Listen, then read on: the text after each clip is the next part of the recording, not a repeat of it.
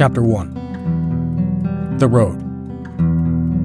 A man was going down from Jerusalem to Jericho. Well, Georgia Sam, he had a bloody nose. Welfare department, they wouldn't give him no clothes. He asked poor Howard, "Where can I go?" Howard said, "There's only one place I know."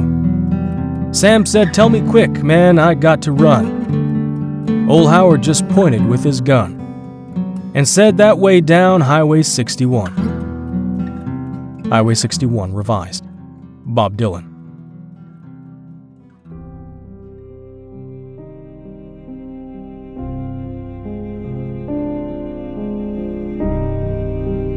The road was notorious. It was nicknamed the Bloody Way. It linked Jerusalem and the priestly suburb of Jericho. Strange that such a highway would be dangerous, yet terror had found a home on its twisting steps. Travelers on it were fearful. One such traveler found his fears coming true. Jesus in the Gospel of St. Luke describes it tersely, but graphically. In a burst of force, his assailants were upon him. The thieves swiftly finished their work and then abandoned him, wounded, naked and half dead. He lay there as strangers passed by.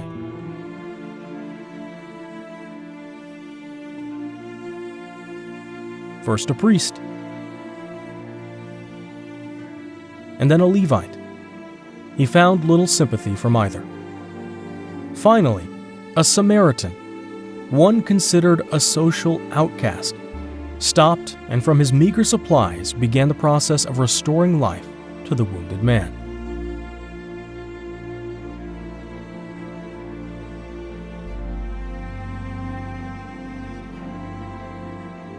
I'd read the parable many times, but one time its tragic story took on a whole new significance for me.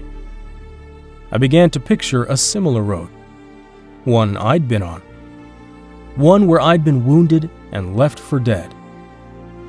The wounds were painful, and the thieves, though they were not as obvious to the eye, left me stripped and naked. In the late 1960s, I had explored a deeply pagan lifestyle and found myself with profound emotional and psychological injuries. In the years since, I've met many people who trekked those same roads, whole generations scattered along the collective highways of our culture. Often, they've experienced a little more compassion than the lonely traveler in Jesus' story. They've heard from a throng of counselors and psychologists. They've offered a host of solutions. But many of us still bleed and die, while our therapists seem little more than religious strangers staring down at our pain. When I first became a Christian, I joined a small church on the wrong side of the tracks. It was filled with delightful people, most of whom had come from rural backgrounds. I found myself drawn towards one Mexican-American family. Their open hearts and happy children were like a magnet to anyone looking for friendship. They were the kind of people who take in strangers. But one time, this kind-heartedness put the father of this family in great peril. Driving along a California highway, he saw a group of men signaling for help. They had apparently broken down and were in need of assistance.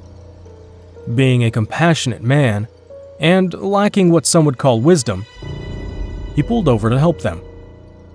He soon discovered that they wanted more than assistance.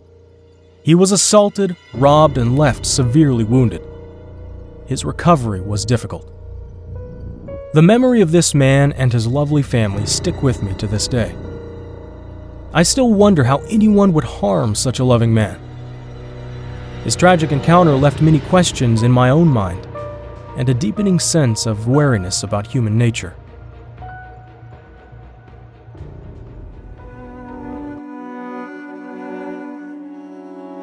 As you read this parable of Jesus, you probably noticed that it deals with people who were very religious.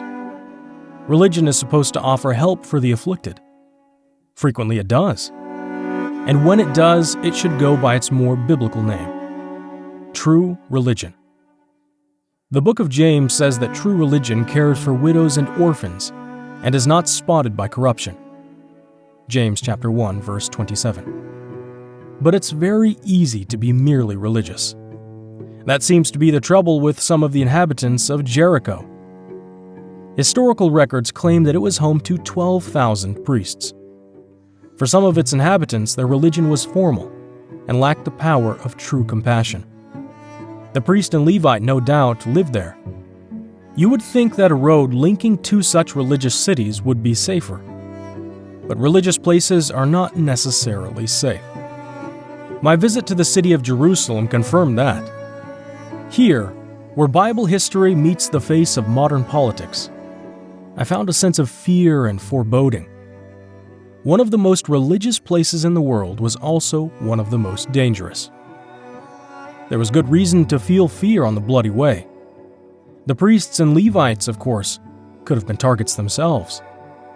Their own anxiety could have kept them from stopping to help. This is the issue we all face. At what point do we allow compassion to move us beyond our fears? Reaching out to others with acts of mercy is at the heart of this story. To do this, though, we must overcome obstacles like fear, prejudice, and apathy. If we don't, and still claim to be a follower of God, we will be practicing mere religion, not true religion. Religious places aren't always safe. Just as Jericho Road was fraught with dangers, so are churches.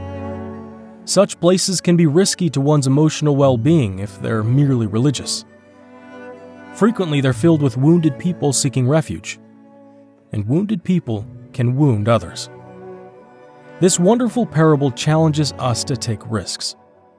It calls us to look beyond the dangers and see our role in healing.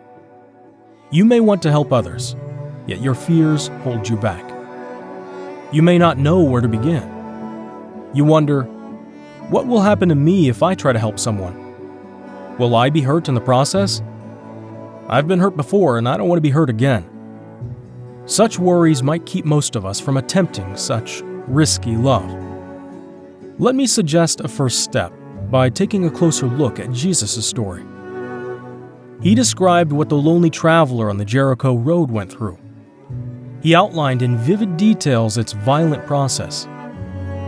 Perhaps by exploring it and its consequences, we'll not only find a greater compassion for those who've been hurt, but also gain some insight on how to bring healing to them.